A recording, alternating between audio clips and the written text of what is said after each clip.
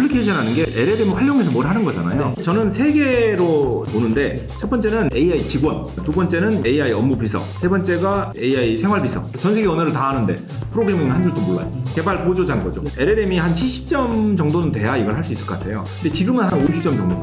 AI 업무 비서인 경우에는 좀 더 난이도가 높습니다. 일반 지식을 다 공부하고 그 다음에 약간 프로그래머 지식을 공부했죠. 거기에 우리 회사 데이터를 왕창 공부해야 돼요. AI 생활비서 제일 어렵다고 생각하는 이유는 근데 AI 생활비서로 야놀자 통해서 비행투를 샀는데 제가 원하는 데가 아닌 거예요. 뭐 이러면은 보고가 안 되잖아요. AI 업무 비서는 한 80점, AI 생활비서는 한 90점 정도는 돼야 AI 생활비서는 꼭 나올 것이고 이게 나오면 지금 나와 있는 서비스들의 한 반은 바뀔 것 같아요. 6개 지금 카테고리를 쭉 봤는데 빅테크들이 또 결국은 다 발을 걸쳐놓고 있습니다. 그러면은 이 사이에서 우리나라는 지금 안 보이거든요. 그렇죠. 어떻게 되고 있는 겁니까 지금? 그러니까요. 저희가 전부 아이폰 쓰고 구글 플레이에서 게임 다운받고 이러면은 네. 돈이 다 외국으로 나가는 거거든요. 그렇죠. 그게 좋은 건 아니에요. 저는 특히 이제 아래 한글 초기 개발자다 보니까 좀 외국심이 좀 강한 경향이 좀 있습니다. 그래서 30년 전과 비교하면 대한민국 소프트웨어 시장이 예를 들면 1,000억이었다. 그러면 저희가 그중에서 한 600억은 먹었다. 외사는 좀밖에 없었다면 지금은 10조까지 늘었다고 해도 저희는 그중에 한 3조만 먹고 외국산이 한 7조를 먹는. 그래서 어떻게 보면 커진 것 같았는데 우리는 계속 뺏기고 있는 그런 상황인데 더더욱 LLM 시대에 네. 더 큰 변화가 있을 거거든요. 이런 LLM 시대 대한민국은 남의 것만 갖다 쓰는 그런 상황이 되지 않아야 된다고 생각해요. 힘들지만 그래서 어떻게든지 이 안에 조금씩이라도 찾아서 해야지 빅테크가 다 할 거니까 우리는 아무것도 안 해. 그러면 안 되죠. 민고 곡건 간에 대한민국 회사가 그래도 하는 거랑 외국 회사가 하는 거랑 전혀 다른 거거든요. 글로벌 회사들이 어떤 특정한 나라를 잘 생각해 주지 않아요. 그래서 예를 들면 구글이 한국을 되게 위하는 것 같이 하고 특정 회사 이야기하면 안 되는데 생각해보니까 어쨌든 메인 시장과 서브 시장은 다른 거예요. 네. 저희가 글로벌 소프트웨어를 쓰면 그냥 소비자인 거지 그래도 보이스는 못 냅니다. 네. 그래서 그런 것들을 좀 생각해 보시면 좋을 것 같고요. 6개를 다시 한번 보면 AI 반도체는 엔비디아가 잘하고 있고 거기에 구글, 인텔, AMD 지금 다 뛰어들었죠. 네. 박터지게 싸우고 있고 이거 쉽지 않은 거예요. 삼성전자라는 이런 데도 뭘 들어가겠죠. 네이버도 뭔가를 하고 있고 네. 하지만 이건 쉽지 않은 시장이 될 거고 저희가 얼마나 뭘 할지는 모르죠. 근데 이제 클라우드 플랫폼으로 가면은 뭐 AWS, GCP, 애저하고 경쟁을 해야 되는데 이거는 엄청난 투자의 영역입니다. 네. 그래서 쉽진 않아요. 그래도 네이버라든지 카카오가 자체 클라우드가 있고 거기서 네. 돌리고 있으니까 그게 점점 커지기를 바라고 근데 클라우드나 AI 반도체는 잘하는 회사 몇 개 말고 작은 스타트업들 들어가기는 되게 힘들기도 하고 정부가 지원해 주기도 쉽지 않은 분야이기도 하죠. 네. 근데 이제 파운데이션 모델까지 오면은 프레나 메타나 클라드, 제미나이도 있지만 여기서 메타에 이제 오픈소스가 나와 있기 때문에 이 오픈소스를 활용하는 게 가능해지는 거죠. 그래서 한국의 업스테이지 같은 경우에도 메타 모델을 가져다가 더 튜닝하고 이제 데이터들을 잘 준비해서 온프라미스로 쓸 수 있는 솔라라는 모델을 만들고 또 대한민국의 많은 금융회사들이 이미 그걸 쓰고 있거든요. 네. 그리고 좋은 사례도 또 보이고 있고 이런 것도 완벽하게 우리 기술은 아니라고 하더라도 좋은 사례인 거죠. 결국은 처음에는 모델 싸움인데 나중에는 이제 데이터 싸움이 돼요. 그러니까 예를 들면 오픈 AI에 들어가 있는 한국 데이터가 맞냐? 네. 아니면은 메타의 라마를 기반으로 한 업스테이지의 솔라의 한국 데이터가 더 맞냐? 그러면 이제 한국 사람이 쓰기에는 어느 게 더 좋냐? 이런 시합이 되는 거라. 근데 한국의 데이터를 넣기 위해서는 한국 데이터를 넣을 수 있는 모델이 있어야 되는 거고 그런 거는 클로즈된 오픈 AI나 클라우드보다는 메타 같은 오픈 소스에다 넣는 게 더 좋은 거죠. 네. 그런 점에서 한국어 데이터를 더 많이 모아야 된다. 이런 식으로 들어가면은 제일 한국에 안 열린 데이터는 안타깝지만 아래 한글로 만들어진 정부 데이터들이 제일 많죠. 그러네요. 그래서 정부 데이터들을 어떻게 더 열어줄까? 라든지 아니면 법으로 막혀있는 판례 데이터들 네. 다 막혀있는 거라든지 의료 데이터라든지 그래서 대한민국 안에 있는 모든 데이터 중에 몇 퍼센트나 지금 LLM이 학습할 수 있을까 생각해보면 얼마 안 돼요. 이런 것들 풀어주는 것도 굉장히 큰 일이죠. 네. 그런 면에서 그래도 하이퍼클로버 같은 경우는 네이버가 한글 관련된 뭐 블로그도 있고 이런 건 도움이 되긴 하겠네요. 그렇죠. 그래서 네이버가 그나마 더 많이 노력하고 있고 만들고 있고 확장하고 있죠. 예를 들어서 그런 일이 있었잖아요. 오픈 AI가 세계에서 두 번째 사무실을 일본에 여는. 네. 근데 이게 굉장히 여러 가지가 있는데 재밌는 거는 지적 재산권 수호가 일본이 되게 커요. 그리고 이런 IP 산업 자체도 일본이 되게 커요. 네. 영화, 음악. 그래서 IP 산업도 굉장히 크고 지적도 있기 때문에 이게 컨텐츠도 많아요. 근데 여기서 되게 재밌는 게 일본 정부가 LLM 시대에 학습하는 데이터의 저작권에 대해서 민감하잖아요. 네. 제가 예를 들면 소설가라면 소설책을 100만 권을 읽고 다른 소설을 쓸 수 있잖아요. 네. 지적재산권의 문제가 없죠. 없죠. 물론 이제 표절은 다른 이야기예요. 네. 베꼈으니까. 네. 근데 많은 소설을 읽고 영감으로 와서 쓰는 건 상관없잖아요. 네. 뭐 LLM도 마찬가지로 전 세계 소설을 다 읽고 다른 소설 썼다. 네. 그러면 인간하고 똑같이 이걸 할 것인가? 아니면 얘는 기계니까 다를 것인가? 안건이긴 한데 네. 미국에서는 헐리우드 작가 노조가 파업을 해가지고 네. 안 된다. 네. 우리한테 돈을 주든가 쟤는 제한을 하자. 어쨌든 해서 결국 사람이 이겼어요. 네. 저는 그게 옳은 방향이라고 또 봐요. 하지만 여기서 재밌는 거는 일본이 약간 이런 게 있어요. 그러니까 한국은 산업화는 늦었지만 우린 정보화는 1등 하자 네. 였거든요. 근데 일본이 우리가 정보화는 늦었지만 AI는 1등 하자. 그래서 중국이 크레딧 카드를 건너뛰고 바로 QR페이로 갔잖아요. 네. 그런 식으로 갔듯이 일본이 약간 그런 움직임이 있으면서 우리가 AI 시대에 확 가버리자 라고 굉장히 밀면서 정부가 나서서 LLM에 학습하는 모든 데이터의 지적 재산권은 없다. 네. 이거는 약간 소름인 거죠. 근데 이게 양날의 검이에요. 나쁘기도 하지만 업계를 발전시키는 건 엄청 좋은 거죠. 그래서 전 세계 데이터 중에 LLM에 학습할 수 있는 데이터가 영어권 데이터가 제일 많겠죠. 네. 그 다음은 당연히 한자권 데이터가 많을 텐데 일본어 데이터가 이제 마음대로 써도 돼 네. 라고 하면 일본어 데이터를 활용하는 것들이 많이 나올 거고 그러면은 반대로 이야기하면 결국은 오픈 AI가 제일 잘하는 언어는 영어일 텐데 두 번째 잘하는 언어는 일본어가 될 수 있는 거예요. 그러네요. 근데 한국어는 워낙 데이터가 없고 정부에서 열어준 것도 없고 그럼 더 없을 수도 있죠. 네. 그래서 결국은 데이터 싸움인데 그 데이터 싸움에서 일본이 지금 치고 나가는 거예요. 그리고 우리나라 정부도 이런 거에 맞춰서 우리는 어떻게 해야 되나 좀 고민해 볼 필요가 있고. 그러면 이런 질문도 가능할 것 같은데요. 정부라든가 이런 데서 갖고 있는 데이터를 오픈 AI나 이런 데는 외산이니까 우리나라 회사에만 열어준다거나 이렇게 하면은 정말 우리나라 AI가 비교 우위를 가질 수도 있는 겁니까? 그렇죠. 근데 그렇게 하면은 너무 다치긴 하고 주긴 주되 안에서 더 잘 쓸 수 있게 해야죠. 아무래도 당연히 한국어 데이터가 왕창 있다 그러면은 이제 한국 사람들이 직원이 회사가 그 데이터를 갖다 쓰는 거랑 네. 이제 외국에서 쓰는 거랑은 다를 거니까 자연스럽게 그리고 관심도도 다를 거고 네. 걔들은 그냥 원 오브 댐으로 취급하겠죠. 근데 기본적으로 한국어 데이터가 적다. 정부에서 만든 데이터는 더 쓰기 힘들다. 요게 물론 일본도 마찬가지긴 합니다. 이런 것부터 푸는 것도 되게 중요한 거죠. 네. 3개 정도 이렇게 카테고리에 대해서 봤는데 요거는 처음에 저희가 살짝 설명을 듣기는 했습니다만 요 모델 허브 그다음에 MLOps 요거는 그 전 단계랑 뭐가 다른지 조금만 더 파운데이션 모델은 라마 기반의 네. 솔라 같은 거를 저희가 추가 데이터를 넣어서 파인 튜닝 한다. 네. 이런 식으로 저희가 더 하고 싶은 일을 해야 되거든요. 근데 클라우드의 GPT API 같은 경우에는 그냥 불러 쓰는 거거든요. 클라우드에 있는 API 같은 거 불러 쓰는 건데 그게 아니라 조금 더 하려면 결국 이런 LLM SaaS 같은 게 필요한 거죠. 그래서 예를 들면은 솔라 같은 거를 온프라미스 특히 여기에 넣는 데이터가 생각해보면 회사 데이터를 넣어야 되는 거잖아요. 그쵸. 근데 회사 데이터가 민감할 수도 있잖아요. 그걸 함부로 넣긴요. 그렇죠. 특히나 그게 뭐 금융권이라 그러면 더더욱 그럴 테고. 그래서 결국 이런 데이터들을 안전하게 넣기 위해서는 회사 내 데이터 센터에다 하고 싶으니까 거기에다가 예를 들면 솔라 같은 거를 설치를 하고 우리가 추가 데이터를 줘서 학습을 하고 이런 것들이 필요해요. 그러다 보니까 그쪽 시장이 커진다. 네. 그래서 LLM SaaS라고 보시면 될 것 같습니다. 그러면 이 LLM은 원래는 되게 큰 클라우드 같은 데서 돌리잖아요. 네. 근데 온프레미스라고 하면 우리 회사가 갖고 있는 서버 같은 건데 네. 거기에서도 충분히 돌아갈 정도는 되는 뭐 거예요. 기계만 많으면 사실 상관없는 거죠. 그리고 얼마나 그걸 갖고 할 거냐에 따른 건데 보통 이제 온프라미스를 하는 거는 좀 더 작게 해요. 그러니까 GPT 같은 경우는 전 세계 모든 걸 다 이해하고 기억하겠지만 우리가 그런 걸 알 필요 없는 거잖아요. 그렇죠. 예를 들면 전체가 만이라 그러면 얘는 한 100 정도만 넣어서 합수시켜도 우리가 쓰기엔 충분하죠. 그래서 더 작은 크기로도 충분히 회사 목적에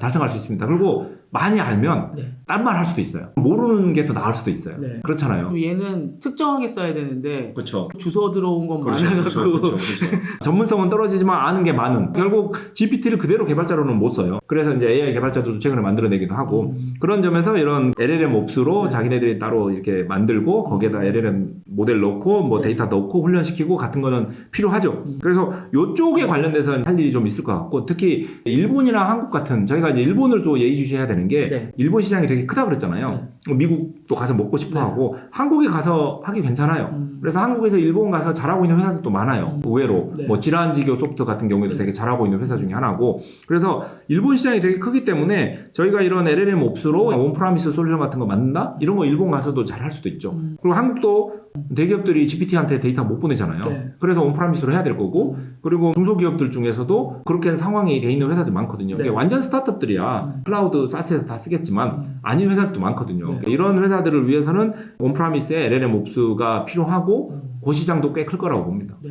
그럼 네이버 같은 경우는 아예 파운데이션 모델을 개발하는 회사고 LLM SaaS라고 해주신 요 MLOps 같은 경우는 그 네이버처럼 큰 회사가 아니더라도 아까 말씀해주신 업스테이지라던가 스타트업 규모의 우리나라 회사들도 해볼 수 있다 이렇게 좀 보면 되겠네요. 네네. 물론 나중에는 AWS 같은 경우에도 처음에는 MySQL 데이터베이스 같은 걸 그냥 호스팅해서 쓰다가 네. 자기네들이 그걸 고쳐가지고 훨씬 더 좋게 해서 오로라라고 DB를 만들어서 서비스 하거든요. 네. 이런 거와 비슷하게 지금이야 예를 들면 애저 같은 경우에도 오픈 AI를 직접 가져다가 API로 서비스 하는데 자기네들이 예를 들면 라마를 가져다가 튜닝해가지고 그 API로 제공할 수도 있는 거고 네. 이거를 확장을 해가지고 니네 데이터 넣어가지고 더 파인 튜닝해 쓸 수 있어 라고 열어줄 수도 있는 거죠. 네. 그러니까 LLM 옵스라고 해서 그거를 일반 회사들만 할 수 있는 게 아니라 빅테크도 할 수는 있거든요. 네이버도 마찬가지로 하이브 클러브를 근장 서비스 할 수 있지만 네. 이걸 파인 튜닝하고 뭐 이런 것들도 열어줄 수도 있는 거죠. 네. 이런 것만 전문으로 하는 데도 나올 수 있고 아니면 그거를 사이드로 같이 하는 회사도 나올 수 있고 근데 결국 LLM을 이렇게 일반적인 세상의 지식만 갖고 하는 걸로 갈 거냐 아니면 특별한 버티컬 지식을 더 넣은 걸 하고 싶냐 네. 이런 용도에 따라서 조금씩 장르가 달라진다고 보면 되겠습니다. 그 다음이 애플리케이션인데 네. 애플리케이션은 우리가 인터넷 때도 그렇고 모바일 때도 그렇고 그래도 좀 잘했던 분야 아닙니까 여기는? 그렇죠. 근데 이제 AI 시대에 엄청나게 변할 거고요. 네. 그래서 결국 저는 세 가지 분야로 바뀔 것 같아요. 네. 어플리케이션 하는 게 결국 LLM을 활용해서 뭘 하는 거잖아요. 네. 제품. 그래서 물건을 생산하는 것도 네. 사람이 하는 거잖아요. 네. 결국 AI가 도와주면 훨씬 더 좋아지는 거죠. 그렇겠죠? 그리고 판매하는 것도 당연히 사람이 하는 거니까 AI가 도와주면 좋아질 거고 네. 제품도 마찬가지인 거예요. 요거를 다른 각도로 보면 게임을 만든다. 그러면 게임을 만들 때 이미지 같은 거 만들고 네. 그 다음에 텍스트 같은 거 만들고 이런 거 다 AI가 해주면 훨씬 더 편한 거잖아요. 네. 그리고 이 게임을 프로모션해요. 사람들한테 광고를 보내고 네. 프로모션하고 가격 정정을 하고 이런 것들도 AI가 하면 훨씬 더 잘할 거고 뭐 페북에다 광고 같은 것도 그렇죠, 올려야 그렇죠. 되고, 그런 거다 사진도 AI 로 하죠. 만들어야 되고 예. 네. 그리고 마지막에 운영 자체인 것도 아이템이 떨어지냐 어떤 맵이냐 이런 것도 다 AI가 할 수 있는 거잖아요. 그래서 여기서 어플리케이션 하는 게 꼭 저희가 B2C로 마지막에서 보는 게 아니라 내부에 있는 모든 걸 다 포함해요. 결국은 저는 세 개로 보는데 네. 첫 번째는 AI 직원, 두 번째는 AI 업무 비서, 세 번째가 AI 생활 비서. 단어로는 좀 뒤에 달라붙죠. 네. 왜냐하면 결국 이게 저희가 컨셉을 잘 잡아야 돼요. 그래야지 이해도 쉽고 대화도 쉽거든요. 네. 그래서 AI 직원이라 그러면은 제가 계속 강조하듯이 LLM은 전 세계 정보를 잘 아는 하지만 우리 회사에 대해서도 백스 상태이지만 전 세계에서 다 잘하는 그런 직원이라고 생각하고 있어요. 근데 네. 회사에 대다 놓으면 쓸모가 없겠죠. 너무 전문적이 없으니까. 그래서 전 세계 언어를 다 아는데 프로그래밍은 한 줄도 몰라요. 그러면 개발자가 아니잖아요. 그래서 거기에다가 전문 분야를 하나 더 넣는 거예요. 그래서 프로그래밍을 넣거나 네. 아트를 넣거나 해서 AI 개발자, AI 디자이너를 만드는 게 AI 직원입니다. 근데 AI 직원을 이미 미국에서는 AI 개발자를 두 군데나 발표를 했고 그리고 한국에서도 이 AI 직원들을 AI 내부 직원 그러니까 뭐 아무 회사나 갖다 파는 그런 게 아니라 우리는 이런 사람이 필요해 라고 LLM 갖고 만들어서 쓰는 회사들이 이미 나오고 있어요. 그래서 실제 예를 좀 들어드리면 어떤 금융회사에서 C로 만들어진 서비스가 있는데 네. 이거를 자바로 포팅하고 싶은 거예요. 근데 C도 알아야 되고 자바도 알아야 되고 네. 사람도 얼마나 많이 필요해요. 네. 그리고 보통 이런 일을 하고 싶지 하지 않아요. 근데 외부 사람 불러다 하자니까 또 이것도 복잡한 거예요. 네. 근데 이거를 LLM 전문 회사가 들어가서 도와주겠다고 네. 하고 나서 요거를 그 소스 코드 C 코드를 다 보고 문서를 만드는 거예요. 아 이거는 무슨 일을 하려고 만들어진 코드다. 이게 그러면 완전 문과로 대비를 하면은 예전 문서들 보면 우리나라 한자 엄청 많이 썼잖아요. 네. 한자들이 막 써 있었던 그런 문서들을 지금 완전 한글화하는 그런 느낌이라고. 그렇죠. 근데 한글화 하는 것뿐만 아니라 네. 그걸 요약 번역해갖고 다른 것까지 만들어주는 거예요. 그래서 기존 C로 만들어진 코드를 분석해가지고 설명도 좀 해주고 심지어 여기서 무슨 펑션 이름들 보고 API 이렇게 만들어야 돼 라고 가이드도 해주고 개발자처럼 다 해주는 거예요. 그러니까 개발 보조자가 되는 거죠. 자바 개발하는 사람 그걸 보고 함수를 만들고 이렇게 기능을 만들고 하면서 궁금하면 얘한테 물어볼 수도 있는 거예요. 그게 문서가 아니라 야 이건 왜 그렇게 만들었어? 라고 물어보면 얘가 그동안 했던 걸 바탕으로 답변을 해주는 거죠. 그러니까 개발 보조자인 거죠. 네. 근데 이런 프로젝트도 해서 굉장히 성공적으로 원래는 30명이 한 6개월 동안 했어야 될 거를 뭐 한 3명이서 네. 예를 들면 석 달 만에 끝낼 수도 있게 도와줄 수도 있는 거고 또 어떤 한 회사의 예 같은 경우에는 광고 이미지 같은 걸 많이 만들어야 돼요. 네. 근데 이게 커머스다 보니까 이미지가 계속 바뀌어야 되는 거예요. 그리고 메시지도 계속 바뀌고 근데 네. 이거를 만드는 게 얼마나 큰 일이에요. 근데 이게 이제 노가다성 작업이긴 하지만 중요한 일이고 네. 누군가 해야 되는 거죠. 근데 이걸 LLM을 통해서 이번 주에 제일 잘 팔리는 것들 이미지 만들어봐. 그리고 메시지 그거에 맞춰서 만들어봐. 그리고 이렇게 샘플 만들어봐. 그러면 이렇게 쫙 2, 30개를 만들어주는 거예요. 네. 그러면 나는 마지막에 선택만. 얘한테 다 시키는 거는 좀 불안할 수 있으니까 언제나 사람이 마무리를 해야죠. 아니면은 그 이미지의 크기나 메시지는 약간 수정도 좀 해주고 마지막까지 다 보내게 하는 건 아직은 네. AI가 AI 직원을 하려고 그러면은 저는 LLM이 한 70점 정도는 돼야 이걸 할 수 있을 것 같아요. 100점이 완벽한 인간을 뛰어넘는다면 슈퍼휴먼이라면 근데 지금은 한 50점 정도 같아요. 그러니까 어떤 회사에서 개발자로 쓸 수 있는 게 아니라 이 회사에서 C를 자바로 포팅하는 것만 도와주는 개발 보조자 네. 이러면 50점도 할 수 있는 거죠. 여기서 하나 궁금한 거는 네. 그냥 그 C를 자바로 완전히 바꿔주진 못합니까? 그러니까 이론적으로는 90점이 되면 가능하죠. 나중에 LLM이 90점 되면 가능하지만 지금은 아직은 그래서 배너도 만들어줄 수 있는 거죠. 네. 심지어 만드는 것만 가능하겠어요? 그걸로 올리고 광고를 돌리고 네. 매출을 보고까지 다 할 수 있겠죠. 그러니까 네. 결국은 인간이 하는 걸 다 할 수 있는데 지금은 그 50점이라는 게 그러니까 일반 지식 좀 있고 코딩 공부 좀 한 완전 주니어 개발자라고 생각하시면 돼요. 회사에 입사해서 또 우리 회사 사정 하나도 모르는 그러니까 그런 사람을 데리고 일을 한다고 생각하면 방금 이런 식으로 일을 해야죠. 그리고 AI 업무 비서인 경우에는 이게 AI 직원보다는 좀 더 난이도가 높습니다. 왜냐면은 이게 이제 마이크로소프트 코파일럿이나 슬랙 AI 같은 건데 저희가 쓰는 업무용 도구 안에 AI가 들어가는 거예요. 그래서 앞에 거는 보면은 일반 지식을 다 공부하고 그 다음에 약간 프로그래머 지식을 공부했죠. 하지만 이 프로그래머 지식도 일반적으로 알려진 거죠. 우리 회사 내부 데이터는 아닌 거예요. 당연히 밖에 있는 깨끗한 데이터가 훨씬 더 학습하기 쉽지. 우리 회사 내부 데이터는 이메일이나 채팅이나 노션을 공부하다 그러면 그 안에 얼마나 이상한 것들이 많겠어요. 그런 걸 다 걸러야 되는 거니까. 저번에 시즌2 할 때도 이야기했지만 우리 회사의 모든 데이터를 보고 그걸 분석해가서 업무 비서가 있다 그러면 야, 이 프로젝트 언제 끝나? 언제까지 해야 돼? 누가 뭐 하고 있어? 사장님이 이거 좋아하시나? 뭐 이런 거. 이게 정보를 많이 갖고 있는 사람이 일을 더 잘할 수 있잖아요. 사장님이나 이런 분들이 전체적으로 파악할 수 있다는 것도 그만큼 정보 접근권이 높아서 그렇잖아요. 얘도 다 파악하고 있으면 밖으로 말은 안 하겠지만 정말로 업무를 도와줄 수 있는 데 있어서 훨씬 효과적으로 도와줄 수 있겠죠. 그렇죠. 그래서 저는 이거를 굉장히 혁신이라고 보는데 굉장히 많은 회사들이 30% 정도는 회사 내에 낭비가 있다고 봐요. 하지 말아야 될 일을 하거나 잘못된 방향으로 가거나 아니면은 뭔가를 모르거나 아니면 기다리거나 그런 일들이 많은데 이제는 그런 게 다 사라지는 거죠. 이번 주에 뭐 출시할 게 취소됐는데 그걸 모르고 있는 경우도 너무 많거든요. 물론 정보 보안이 굉장히 중요해요. 이게 주고받은 굉장히 중요한 거. 예를 들면 저기 팀장님하고 옆팀 팀장님하고 무슨 중요한 이야기를 했어요. 그래서 뭔가 바뀌었어요. 근데 저걸 모르고 있어요.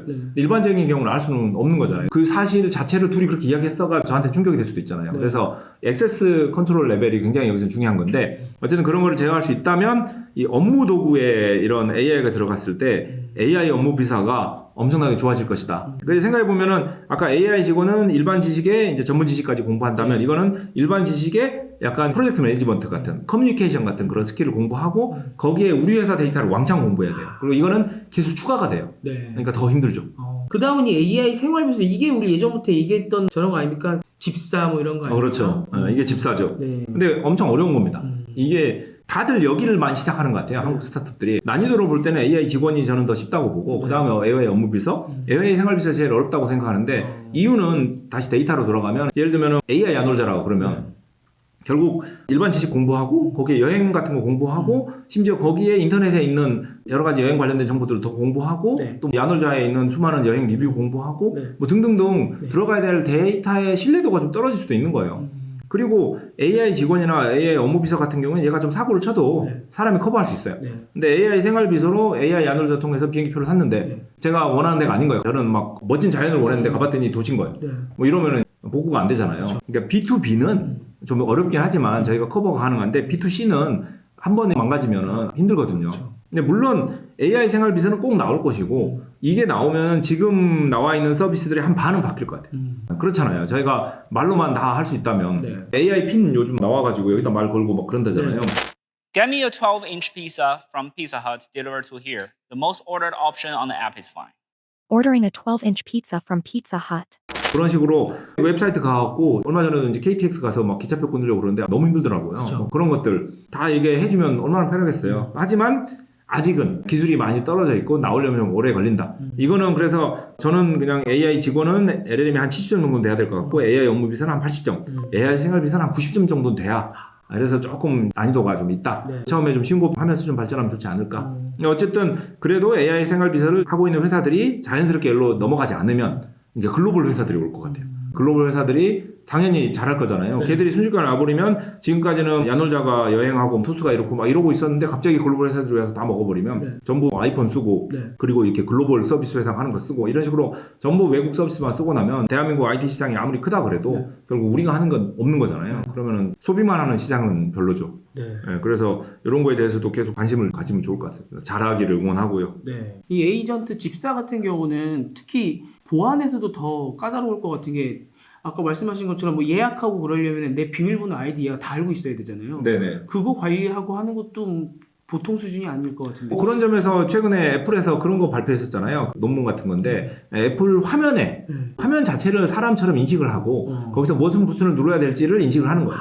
그래서 당장은 한꺼번에 인터페이스를 다 바꾸기 되게 힘들어요. 네. 그러니까 애플도 잘하고 있는 거죠. 전략적으로 애플이 전화기 위해서 야, 너 나 지금 카톡 띄워갖고 메시지 누구한테 보내고 닫아 라는 걸 시키면 그냥 할 수 있는 거예요.